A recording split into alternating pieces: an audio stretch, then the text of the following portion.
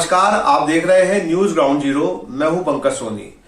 मेरे साथ इस समय प्रादेशिक बाल आयोग के सदस्य ओमकार सिंह हैं और पिछले 2 दिनों से लगातार सुर्खियों में है, क्योंकि जिस तरीके से उन्होंने स्कूलों पे कार्रवाई की है उसके बाद एक हड़कंप मचा हुआ है।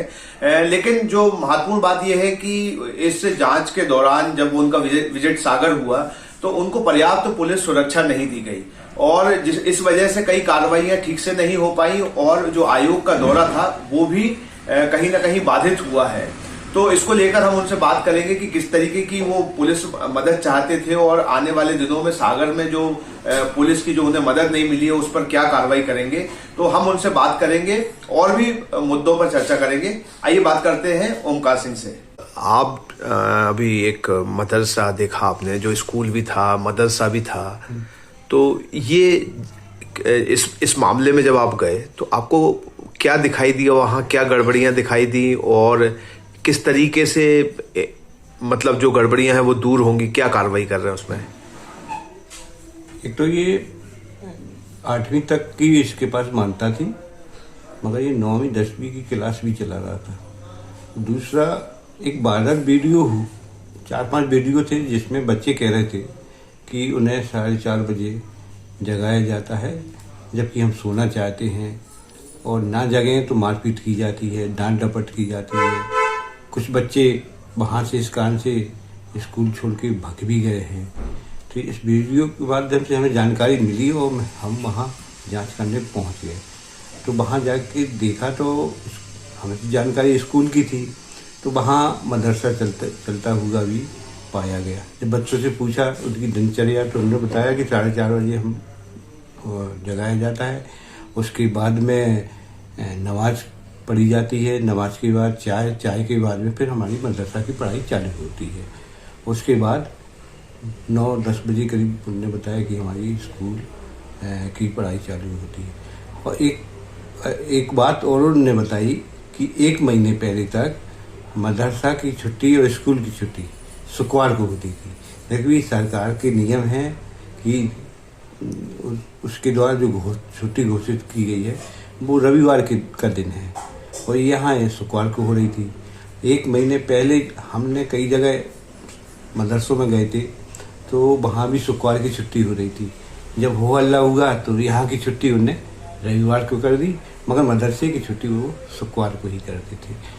और जहाँ बच्चे रहते हैं वहाँ इबादत गाह है, इबादत गाह के बगल में वजू खाना है, और जहाँ बच्चे पढ़ते हैं दोनों बिल्डिंगों के बीच में उनकी मस्जिद है। और ये स्कूल प्राइमेसिस में ये सब चीज़ें नहीं होना चाहिए।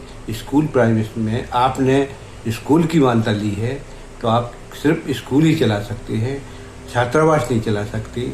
मदरसे के लिए आपको मदरसा बोर्ड से अनुमति लेना चाहिए, वो उनके पास नहीं थी। इतना बड़ा शिक्षा विभाग का महकमा है, इनकी जिम्मेदारी नहीं बनती कि ये देखे जाके कि कहाँ क्या चल रहा है, ये क्यों सोते रहते हैं? यहाँ जेडी भी है, कलेक्टर भी है, ब्लॉक एजुकेशन ऑफिसर भी है और नीचे आप संकुल तक जाएंगे तो आपको बहुत सारी व्यवस्थाएं मिलेगी। ये क्या करते हैं, सोते हैं क्या? एक स्कूल शिक्षा विभाग की निरीक्षण की व्यवस्था है, मॉनिटरिंग की। वो नीचे से एक तो संकुल केंद्र जन शिक्षक, फिर संकुल प्रभारी के बाद बीआरसी, बीओ ब्लॉक ऑफिसर, फिर उसके बाद एसीपी, डीपीसी, डीओ, ये सारा सिस्टम है जो मॉनिटरिंग करता है नीचे तक। और यहाँ जाके वो निरीक्षण करता है। कुछ कमियां पाई जाती हैं तो उसकी नज़र में रहना चाहिए कि ये लापरवाही है। तो अब इस पे क्या कार्रवाई करेंगे आप? हम लिखेंगे, इसमें लिखेंगे कार्रवाई के लिए। एक स्कूल के खिलाफ तो लिखेंगे ही, मगर ऐसी अगर लापरवाही हुई है शिक्षा विभाग के द्वारा, उनके खिलाफ भी कार्रवाई करने के लिए लिखेंगे। इस मामले में जब आप आए और चूंकि आपका एक दौरा होता है, आपने एसपी से मांगी कि सुरक्षा व्यवस्था के लिए पुलिस रहे, तो आपको मिली कि नहीं मिली और क्या उससे आप संतुष्ट हैं? नहीं, हम संतुष्ट नहीं थे। हमें तो आशंका थी, इसलिए दौरे के पहले हमने भोपाल में ही एसपी से चर्चा की थी। एसपी ने हमसे प्रॉमिस किया था कि आपको पूरी सुरक्षा देंगे। फिर दूसरे दिन जब हम आए और 3 घंटे लेट विलम्ब हो गया। उसके पहले हमने एसपी को फ़ोन किया, एसपी ने कहा हम देखते हैं। और कंट्रोल रूम कुछ और भी बोल रहा था, वो हमसे हमारे निरीक्षण की जानकारी लेना चाह रहा था और उससे गोपनीयता भी भंग होती। तो हमने उनको जानकारी नहीं दी। फिर बैठे बैठे हमने कहा ज़्यादा विलम्ब हो गया तो हम ऐसे ही निकल गए। तो हमें एक पुलिस वाला साधोदा थाने से मिला था। फिर जब उनको लगा कि शायद 2-3 और होनी चाहिए तो ऐसे 4 की संख्या हो गई थी। मगर हमें फिर दूसरे थाने में जाना था कि हम दूसरे थाने में खबर करते। तो कहीं ना कहीं आयोग की सुरक्षा भी खतरे में डाल दी क्या? बिल्कुल खतरे में है और कहीं भी मेरे साथ घटना हो सकती थी। इसलिए मैं उन जगहों पर कल नहीं जा पाया। 12 बजे तक इंतजार करने के बाद पारस विद्या मंदिर में मैं गया, जहाँ मेरी प्लानिंग में भी था, मगर मैं बाद में ही जाता। तो इसके लिए आप डीजीपी से शिकायत करेंगे क्या, और क्या शिकायत करेंगे? हाँ, जिनके जो वरिष्ठ अधिकारी हम उनसे शिकायत करेंगे। और हमारा जो विभाग है, नोडल विभाग महिला बाल विकास, उसको भी हमारी टूर की जानकारी विधिवत रूप से कलेक्टर और एसपी को होती है। उनको सारी व्यवस्थाएं करने की जिम्मेदारी रहती है उनको।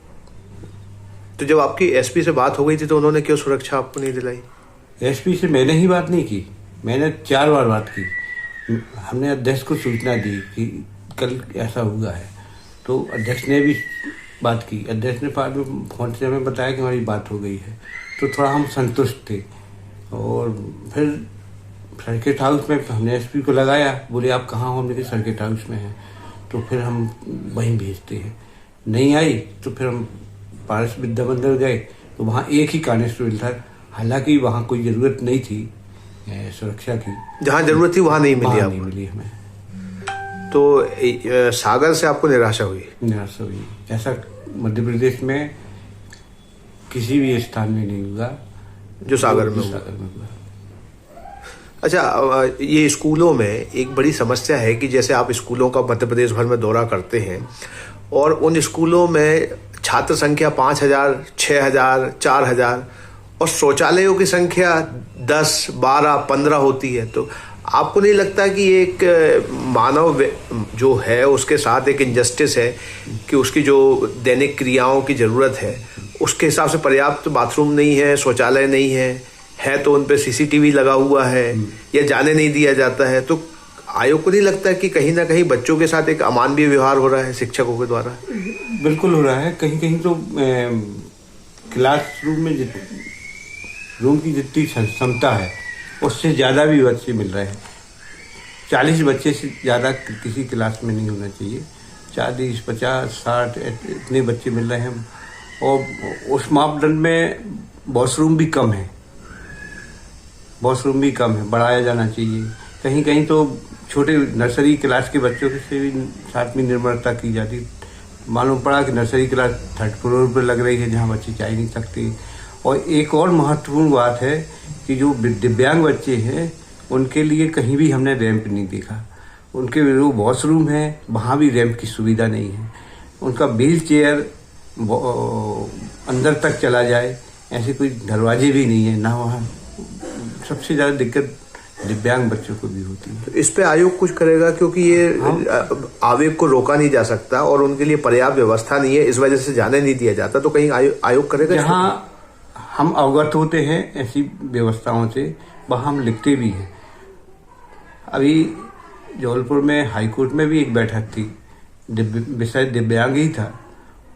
उसमें हमने कहा था कि ऐसी स्थितियाँ हैं। तो हाईकोर्ट की जो जेजेसी समिति है वो एक सर्कुलर शिक्षा विभाग को निकाल रही है। जी, एक आखिरी सवाल आपसे ये है कि जो आयोग है, चूंकि लोगों की अवेयरनेस के लिए कि आयोग से लोग किस तरीके से शिकायत कर सकते हैं, क्या क्या शिकायतें कर सकते हैं और कैसे संपर्क कर सकते हैं? आयोग का ईमेल एड्रेस भी है और उसका पता भी है। लिखित में भी शिकायत कर सकते, रजिस्टर्ड डाक से भी शिकायत भेज सकते हैं। व्यक्तिगत रूप से जो आयोग के अध्यक्ष हैं, सदस्य हैं, उनको भी फोन के माध्यम से, व्हाट्सएप के माध्यम से, उनके ईमेल पर भी शिकायत भेजी जा सकती है। और किस किस तरह की? बच्चों से संबंधित सारी शिकायतें, 18 साल के जो बच्चे हैं उससे संबंधित सारी शिकायतें की जा सकती है। आपने न्यूज ग्राउंड जीरो से बात की, बहुत धन्यवाद। शादी की ज्वेलरी लेनी है? हाँ, भरोसे वाले से लेंगे। पर दिया की पसंद भी जरूरी है और कीमत भी। प्योरिटी का सर्टिफिकेशन तो चाहिए ही। फैंसी ज्वेलर्स है ना, सोना चांदी और सर्टिफाइड डायमंड ज्वेलरी सभी एक ही जगह पर। प्योरिटी का सर्टिफिकेशन मम्मी के लिए, भरोसा और सही कीमत पापा के लिए, और लेटेस्ट डिजाइन मेरे लिए। सजना है मुझे, सजना के लिए, सजना है मुझे।